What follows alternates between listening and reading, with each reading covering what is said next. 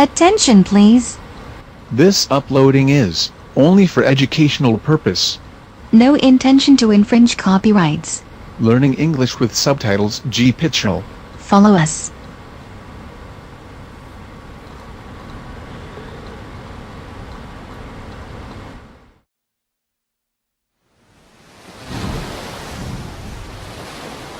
On the foredeck, sailors sit watching the horizon. Be in that mist in an hour. It's real thick, Joe. And remember, these are Flint's waters. And this is what Flint would do, boys.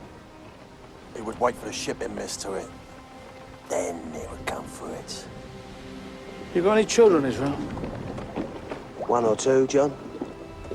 Don't go telling them bedtime stories, whatever you do.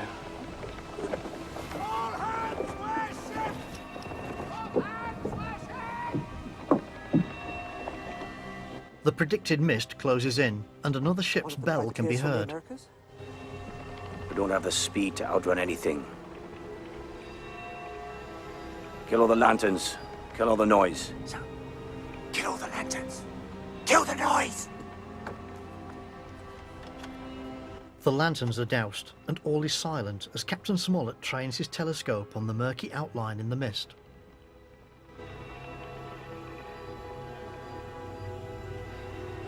The shape of another boat forms, then recedes in the swirling fog, creating a ghostly appearance.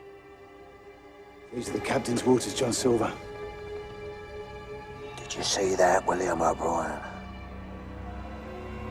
A figure appears to be standing on its prow. He's back from the dead, John. There ain't no thing as spirits. Flint dared to be more evil than when he was alive. Told you, boys, that's the old man's spirit. There ain't no thing as spirits. You call that then, Silver?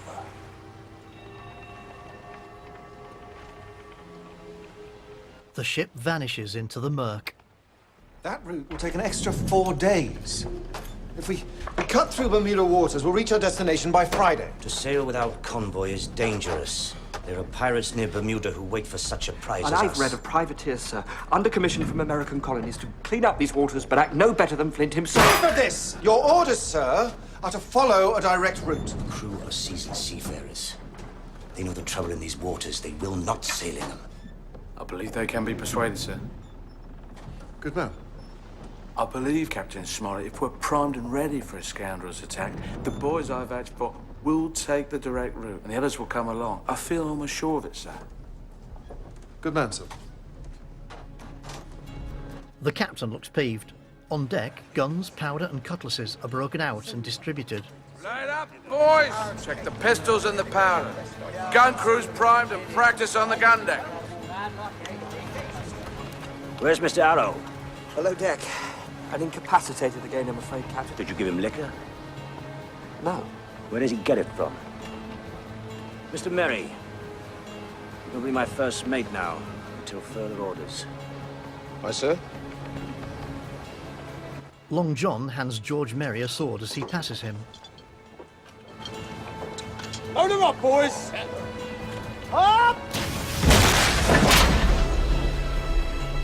Cannon testing commences as Captain Smollett peers through his spyglass. Of course, sir. West by southwest, Mr. Gray. By southwest, sir. Squire Trelawney smiles at having got his way. So do Silver, Merry and others in his party, but their smiles are conspiratorial.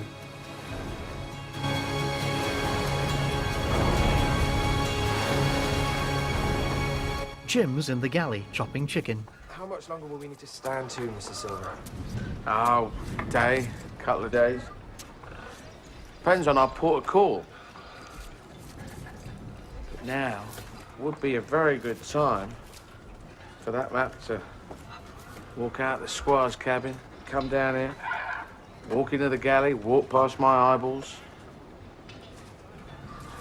What do you think, Jim Hawkins?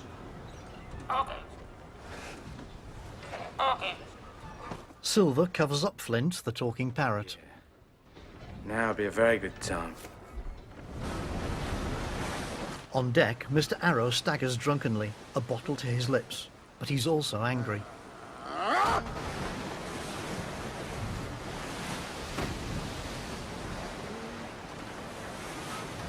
Get Mr. Arrow below before the captain sees us. Mr. Silver said no. Said he was like an untethered dog.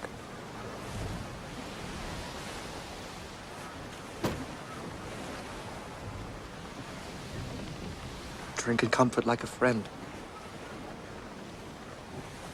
It's where weakness goes, Jim. Down a man's throat.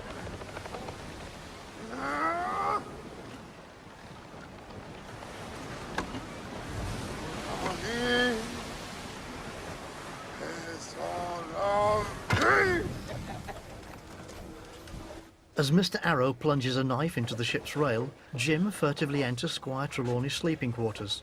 He reaches under the bed and hauls out a wooden chest. He lifts the lid and starts to rummage through the contents, but doesn't appear to find what he's looking for.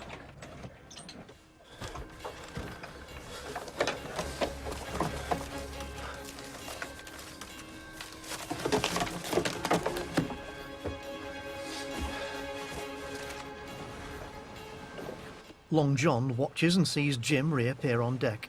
He goes over to him as his piratical colleagues look on. They duck out of sight. Jimmy. This is where we're headed, Mr. Silver.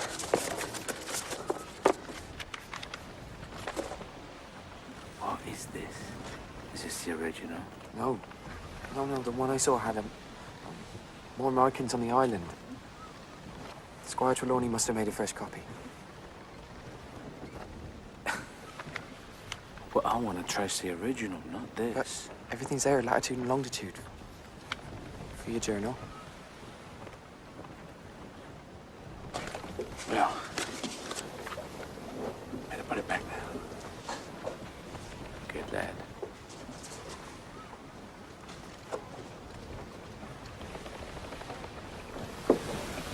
We could go now, John.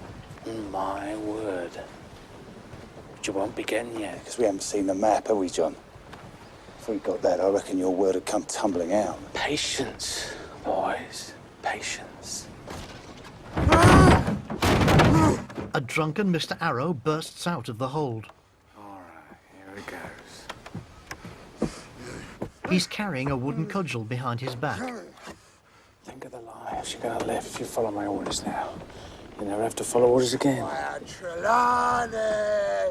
Think of the happiness this treasure's gonna bring you. The wives you're gonna have, Tom Boy. 35 wives you'll have. And none as good as mine. Mr. Merry, you escort this gentleman below and put him in irons. You killed Get below, as the captain says, man. You killed David! I kill! He strikes the squire across the face with the cudgel. The captain and other sailors take him to the floor as Squire Trelawney holds his head. Silver and his men smile with satisfaction. I know many of you have served in His Majesty's Navy, as did my father, from whom I've learned many things about the service. Its beauty, its danger, and its discipline, which must be insisted upon. For the crime of the attempted murder of a gentleman, Mr. Arrow is to be disciplined. Hanging from a rope attached to a mast cross member, Mr. Arrow is lowered into the sea by his wrists. He disappears below the waves.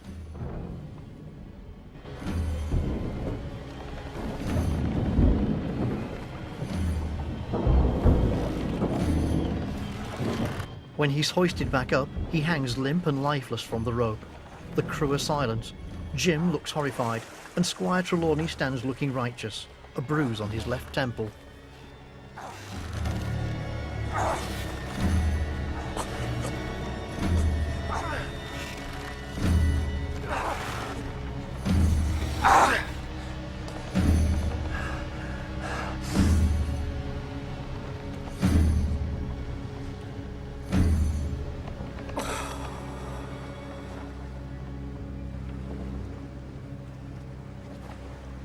Take the body down below. A mist surrounds the ship as Mr. Arrow dangles, his chin slumped to his chest. Silver looks up at the distraught-looking Jim, and Squire Trelawney walks away from the scene.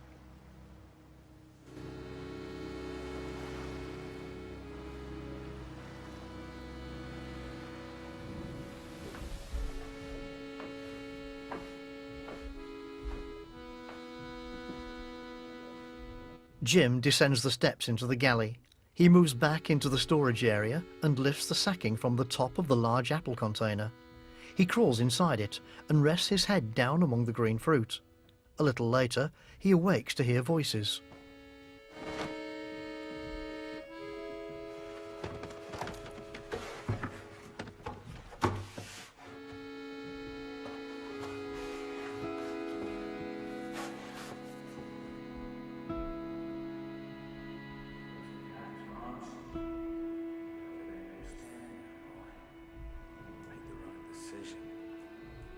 You're a good lad. Mr. Silver? Smart as pain, that's what you are. Mr. Silver? I can tell you're a good lad, Abraham. Smart as pain. You remind me of myself. And that's a high compliment coming from me. Now, you know we're Flint's old crew. When the time is right, we're going to take this ship and the treasure on the island, which is ours by right. I heard that talked off, Mr. Silver.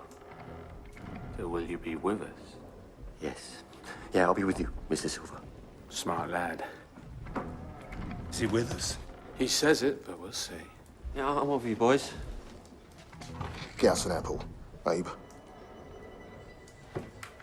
Abraham reaches a hand through the sacking cover to retrieve an apple as Jim shrinks to the back of the container. Except for Joe and Alan. And you're Jim Hawkins. The boys need to take the ship now, John. We're tired of the wait. We still need to set eyes on that map. Your boy ain't gonna get at us. So we need to raid that cabin ourselves and kill the boy with the others. No, he's one of us. That lad'll be a good buck and he's the best of us. And if he doesn't make a mad decision to get that map, we will wait until Trelawney organises his digging party. That's when he has to produce it, and that's when we'll strike, not before. Have I your word? Do you think I've come this far not to kill him, George? Do you think when I'm riding in my carriage I want that captain or that squire turning up and operating the rich man's law? When I call it, I'm gonna kill that Bible-reading hypocrite with my own bare hands. Jim's now on deck, looking shaken. He glances up and sees Squire Trelawney in his fine embroidered high-necked blue jacket and red waistcoat, standing by the ship's wheel. Behind him, Dr. Livesey drinks from a bottle. Behind Jim, Long John emerges from below deck.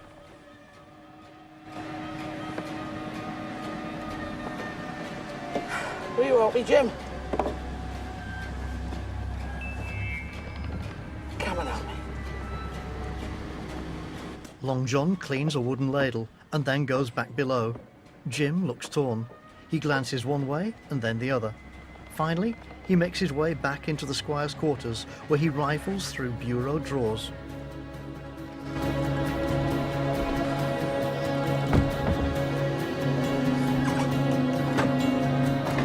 Hand ahoy! Up to starboard bow! An island. Hey! To the front! Up the main side! Jim finishes searching the wooden bureau and turns his attention to the hinge-topped writing desk behind him.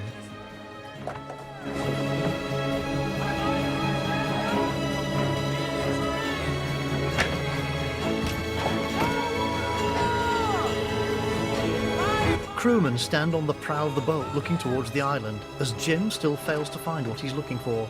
The ship's sails are lowered and the anchor dropped.